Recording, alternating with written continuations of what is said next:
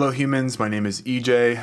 I lost 45 pounds in 90 days and documented pretty much every day on YouTube, but I want to talk about probably the most important thing in how I lost the 45 pounds. And I guarantee it's something that maybe you're overlooking. Starting out, myself, and I feel like a lot of people, maybe you, think about the workouts. Like, what's the best fat loss workout? Do I have to run? Workouts maybe take up an hour or two of the day. On the other hand, we have 24 hours in a day and we sleep for 8 hours, which means literally a third of our lifetime is sleep. So in this video, I'm breaking down the most important hour of your day. It's everything I did before going to sleep that helped me consistently get 90% to 100% sleep scores and literally lose 45 pounds in 90 days. The first is sleep consistency. Whether you get 8 hours, 7, 6 hours, it's like how close are you falling asleep to how close are you waking up at the same time every single day. The more consistent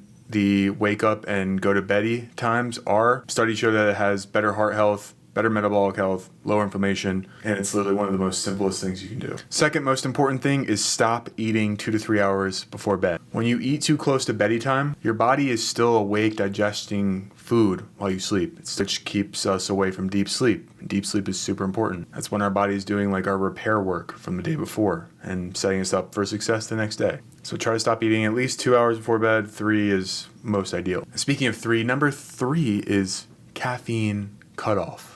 My least favorite one, but the third most important one. Caffeine has a half-life of 4 to 6 hours in most people, meaning if you drink a coffee at 2 p.m., it's still in your system at 8 p.m. And there was a study proving this, that caffeine taken 6 hours before bed significantly impacted sleep in a bad way. Because I go to sleep around 10 p.m. is that I don't have any caffeine after 12 p.m. So afternoon. But if you're still waking up tired after 8 hours, just try and move your cutoff time even earlier. It probably means that your body breaks down caffeine a little bit slower than average. Fourth most important thing is room temperature. So our bodies need to actually drop core temperature and to initiate and maintain good sleep. And if your bedroom is too warm, that gets disrupted. The National Sleep Foundation recommends 60 to 67 degrees Fahrenheit, and a study analyzing almost 4 million nights of sleep data found that rooms above 70 degrees Fahrenheit significantly impaired sleep quality. If you don't know what 70 degrees is in Celsius,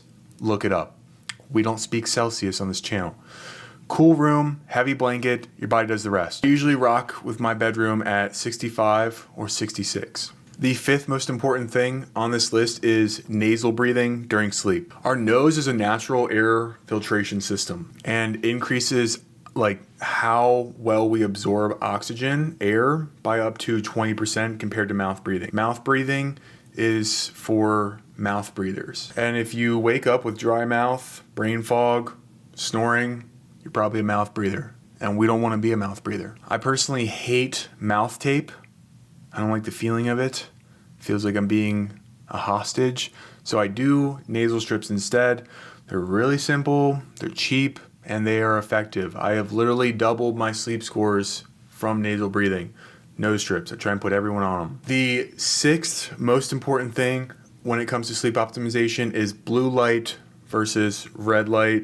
Here's what you actually need to know. Blue light from screens basically tells our body it's not bedtime. It suppresses our melatonin naturally, so it makes it hard to go to sleep and turn off. Blue light blocking glasses reduce this effect. So if I put the blue light glasses over the lens, you can see really not much of a difference. This is with them on, off, on, off. Take these red light things right here and put those on, and let me just throw these on your face.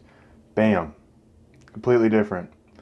Now there is a lot of light on right now, so it looks more pronounced than it actually is. But you know, in a dim room, just watching TV or on your phone, you'll notice it slightly, but it really does help. I can be on my phone right up until I'm going to sleep, watching TV right up until I'm going to sleep. If I'm watching it with the red light glasses on for a couple hours, it has no negative impact on my sleep. The seventh tool to getting to sleep better is magnesium glycinate. It is a supplement.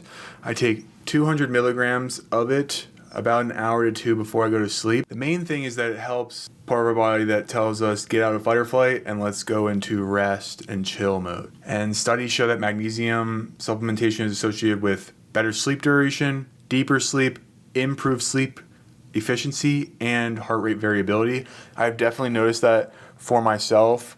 If I'm like feeling uppity, I take the magnesium glycinate and boom, I feel relaxed, I'm chilling, no racing thoughts. I'm just like on a cloud, but like not high. Number 8 is water intake. Waking up in the middle of the night is one of the most common sleep disruptors in the game. So try and finish your hydration goal like earlier in the day and taper it off in the last hour or two before you go into sleep so your kidneys aren't working overtime. So that's the most important hour before you go to sleep. The next thing is when we wake up, and this is just gonna be quick, get sunlight within the first hour of waking. Our stress when we wake up basically skyrockets, okay, in the first 30 to 45 minutes after waking, and that's your natural energy without caffeine. Earlier we get light when we wake up, the better it is and easier it is to fall asleep later in the day. And so 15, 30 minutes after waking up, just try and get some natural light in your life. The second thing is to rehydrate with minerals first, not coffee. So we've been breathing, sweating, fasting 6 to 9 hours, and you wake up dehydrated, literally. So my morning drink, I have 12 ounces of water, a fourth a teaspoon of Baja Gold sea salt for electrolytes and trace minerals, and then 5 grams of creatine for brain and muscle. I drink this before coffee. Your body needs minerals to really use the water you give it. Plain water doesn't actually hydrate you as efficiently. And for me, I like waiting 1 to 2 hours before I eat in the morning just to like try and get the engine up and running before putting anything in it. Something that I didn't talk about that maybe I should add in is alcohol sucks, okay? Don't do it. It just wrecks your heart rate variability, wrecks your sleep. That's why I say everything that I mentioned here, I put in the description below. I hope this video is freaking helpful for you. I'd really appreciate if you just, send it to someone that you want to live longer or is on their health journey and can improve on one of these things. Like, subscribe, and I'll see you in the next one. Peace.